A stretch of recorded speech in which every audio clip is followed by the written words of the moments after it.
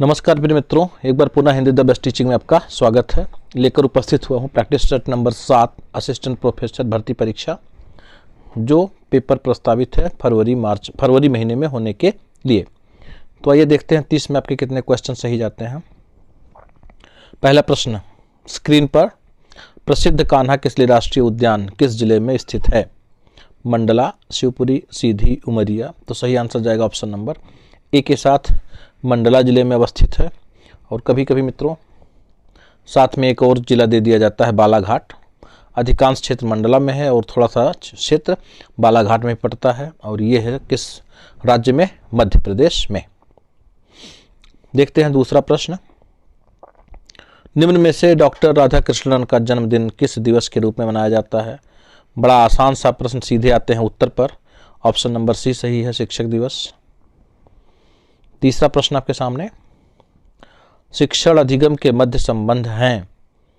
पहला कह रहा है शिक्षण अधिगम दोनों के योग से प्रभावी शिक्षा का विकास संभव है।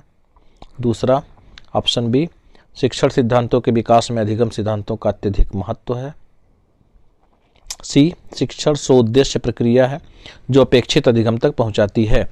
तो सभी ऑप्शन इसके सही है, यानी ऑप्शन नंबर डी सही है, सरकारी ऑप्शन। देखते हैं चौथा प्रश्न, अनुसंधान के उद्देश्य में लिखे जा सकते हैं केवल प्रश्न के रूप में। ऑप्शन ए कह रहा है, बी केवल कथन के रूप में, सी प्रश्न और कथन के रूप में, डी संभावना के रूप में। सही आंसर जाएगा ऑप्शन नंबर सी के साथ, अनुसंधान के उद्देश्य प्रश्न और कथन के रूप में लिखे जा सकते हैं। देखते हैं पांचवा प्रश्न, एक शोधकर्ता पूरी जनसंख्या में से सब लोगों का लॉटरी नमूना चुनता है, ये नमूना कैसा है? तो ऑप्शन ए कह रहा है एक रीतिबद्ध नमूना चयन, बी एक स्तरीकृत नमूना चयन, सी एक यादृच्छिक नमूना चयन, और डी एक समूह नमूना चयन। तो सही आंसर जाएगा ऑप्शन नंबर सी के साथ, एक यादृच्छिक नमूना चयन। अगर अंग्रेजी की बात करें तो रैंडम सैंपल सिलेक्शन। देखते हैं छठा प्रश्न, उच्च शिक्षा में स्वायत्तता का निहितार्थ है? प्रशासन, नीति निर्धारण, वित्त, पाठ्यचर्या विकसित करना। तो right answer is going to option number B, उच्च शिक्षा में स्वायत्तता का निहितार्थ नीति निर्धारण में है।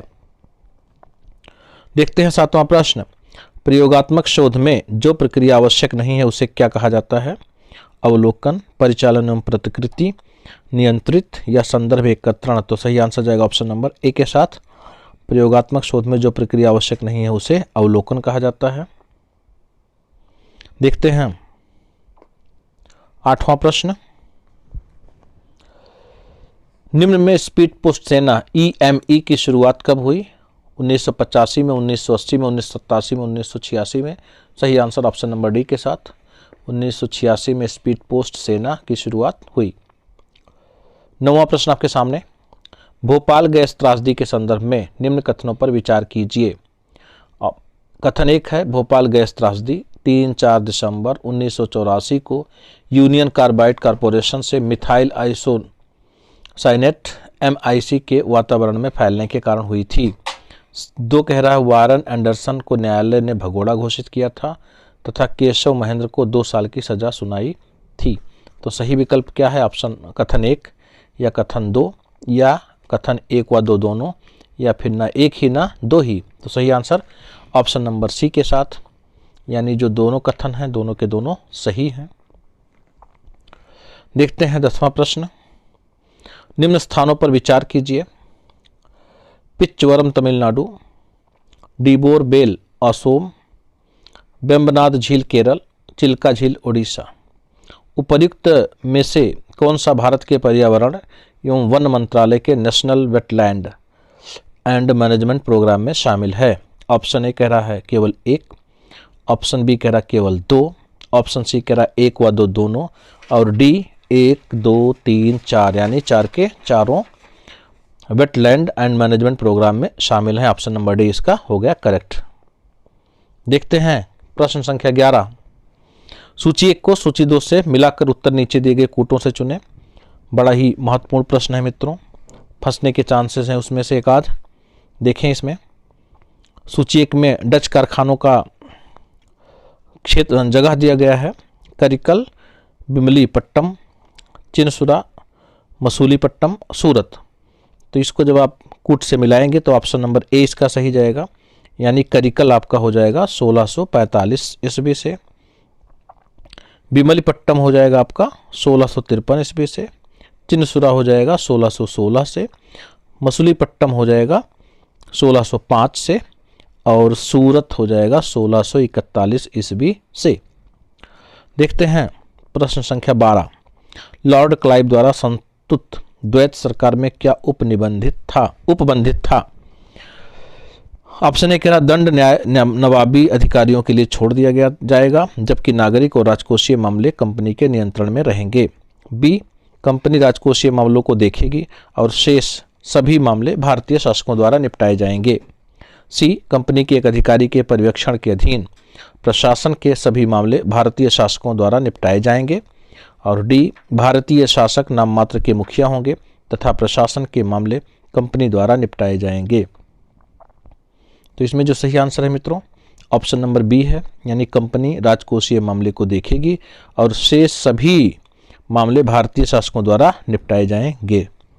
यहाँ देखिए लॉर्ड क्लाइव की कितनी बड़ी चालाकी छिपी हुई थी, सिर्फ राजकोषीय मामलों को देखने की बात कर रहा था। देखते हैं प्रश्न संख्या 13। किस अंग्रेज जनरल ने वांडीवाश के युद्ध 1760 में काउंट लॉली को पराजित किया था? ऑप्शन ए कह रहा जनरल फोर्ते, बी कह रहा general Hamilton, C general Harris, D general Eyre Coote. तो सही आंसर जाएगा ऑप्शन नंबर डी के साथ, जनरल आयरकूट ने 1760 वांडीवाश के युद्ध में काउंट लॉली को पराजित किया था। 14वां प्रश्न आपके सामने। 1857 ईस्वी की क्रांति का प्रतीक निम्न में से क्या था? ऑप्शन ए कह रहा कमल और चावल, बी कमल और गेहूं, सी कमल और रोटी, डी कमल और दाल। तो right answer is going to option number C, कमल और रोटी 1857 ईस्वी की क्रांति का प्रतीक था। 15वां प्रश्न आपके सामने। झरिया कोयला क्षेत्र कहाँ अवस्थित है? बिहार में, झारखंड में, उड़ीसा में या छत्तीसगढ़ में? तो सही आंसर जाएगा ऑप्शन नंबर बी के साथ, झरिया कोयला क्षेत्र झारखंड में अवस्थित है।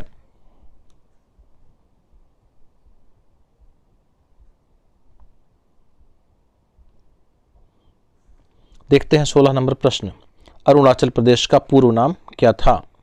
पश्चिमोत्तरी सीमांत प्रदेश, पूर्वोत्तरी सीमांत प्रदेश, मध्यवर्ती बफर कटिबंध या सीमांत? सही आंसर जाएगा ऑप्शन नंबर बी के साथ, अरुणाचल प्रदेश का पहले का नाम पूर्वोत्तरी सीमांत प्रदेश था। प्रश्न संख्या 17 आपके सामने। भारत का सर्वप्रथम केसर उत्पादक राज्य है? हिमाचल प्रदेश, अरुणाचल प्रदेश, जम्मू एंड कश्मीर, नागालैंड? तो सही आंसर जाएगा ऑप्शन नंबर सी के साथ, जम्मू और कश्मीर भारत का सर्वप्रथम केसर उत्पादक राज्य है।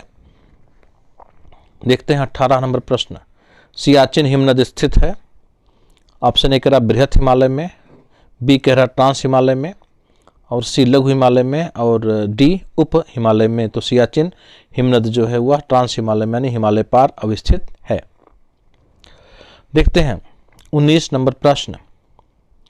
निम्नलिखित में से किसने 13 दिसंबर 1946 को संविधान सभा में उद्देशिका संकल्प प्रस्तावित किया था, जो भारत के संविधान की उद्देशिका का आधार बना?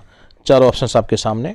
Option A doctor B R. Ambedkar, B doctor Rajendra Prasad, C Sardar Vallabh Bhai Patel, और डी पंडित जवाहरलाल नेहरू। तो सही आंसर जाएगा ऑप्शन नंबर डी के साथ, पंडित जवाहरलाल नेहरू ने 13 दिसंबर 1946 को संविधान सभा में उद्देशिका संकल्प प्रस्तावित किया था। देखते हैं 20 नंबर प्रश्न। कथन और निष्कर्ष के रूप, कथन और कारण के रूप में है मित्रों।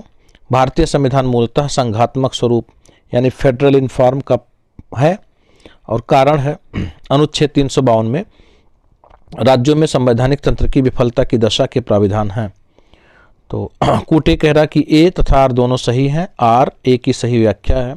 बी कह रहा ए तथा आर दोनों सही हैं पर आर ए की सही व्याख्या नहीं करता है।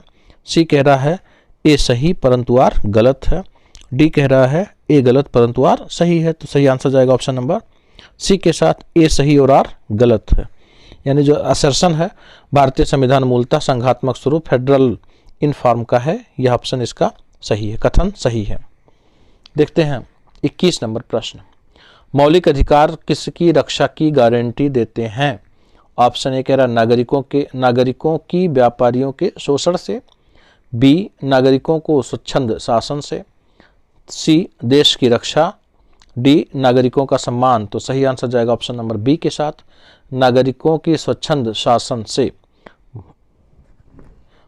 आइए देखते हैं प्रश्न संख्या 22, भारत के संविधान के किस अनुच्छेद में मौलिक कर्तव्य की चर्चा की गई है? अनुच्छेद 51A, अनुच्छेद 50 है, अनुच्छेद 49 है, अनुच्छेद 52A। सही आंसर ऑप्शन नंबर ए के साथ, आर्टिकल 51A में मौलिक कर्तव्य की चर्चा की गई है। देखते हैं 23 नंबर प्रश्न, लोकसभा के निर्वाचन हेतु चुनाव अधिसूचना कौन जारी करता है? तो ऑप्शन ए राष्ट्रपति, बी मुख्य निर्वाचन आयोग, सी लोकसभा का अध्यक्ष और डी उपर्युक्त में से कोई नहीं। तो सही आंसर जाएगा ऑप्शन नंबर ए के साथ, राष्ट्रपति लोकसभा के निर्वाचन हेतु चुनाव अधिसूचना जारी करता है। देखते हैं 24 नंबर प्रश्न, भारत में नियोजित अर्थव्यवस्था आधारित है गांधीवादी व्यवस्था पर, समाजवादी व्यवस्था पर, पूंजीवादी व्यवस्था पर या मिश्रित अर्थव्यवस्था पर? तो सही आंसर जाएगा ऑप्शन नंबर डी के साथ, भारत में नियोजित अर्थव्यवस्था मिश्रित व्यवस्था पर आधारित है। आइए देखते हैं 25 नंबर प्रश्न, भारतीय मानव विकास प्रतिवेदन प्रत्येक प्रतिदर्श गांव सैंपल विलेज के लिए नहीं देता है। ऑप्शन ए कह रहा आधारिक संरचना एवं सुख साधन सूचकांक, बी शिक्षा संबंधित सूचकांक, सी स्वास्थ्य संबंधित सूचकांक, डी बेरोजगारी संबंधित सूचकांक। तो सही आंसर जाएगा ऑप्शन नंबर डी के साथ, बेरोजगारी संबंधित सूचकांक। 26 नंबर प्रश्न आपके सामने, जवाहर रोजगार योजना JRY का मुख्य बल निम्नलिखित में से किस पर है? ऑप्शन ए ग्रामीण क्षेत्रों में अनुसूचित जातियों के मध्य निर्धनता उन्मूलन, बी ग्रामीण क्षेत्रों में अतिरिक्त मजदूरी रोजगार की संभावना का सृजन, बी शहरी क्षेत्रों में रोजगार की संभावनाओं का सृजन, डी ग्रामीण युवा को स्वरोजगार हेतु प्रशिक्षण प्रदान करना। तो सही आंसर जाएगा ऑप्शन नंबर बी के साथ, JRY का मुख्य बल ग्रामीण क्षेत्रों में अतिरिक्त मजदूरी रोजगार की संभावनाओं का सृजन करना है। देखते हैं 27 नंबर प्रश्न, विश्व आर्थराइटिस दिवस प्रतिवर्ष किस दिन मनाया जाता है? तो सही आंसर हो जाएगा इसका ऑप्शन नंबर बी, विश्व आर्थराइटिस दिवस प्रतिवर्ष 12 अक्टूबर को मनाया जाता है। देखते हैं 28 नंबर प्रश्न, WOHG64 क्या है जो हाल ही में खबरों में देखा गया था?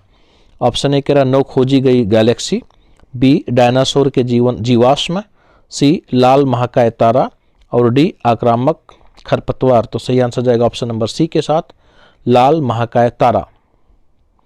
देखते हैं सेकंड लास्ट क्वेश्चन इस प्रैक्टिस सेट का, किस देश ने हाल ही में शनि के आकार के एक्सोप्लैनेट TOI 6651b की खोज की है?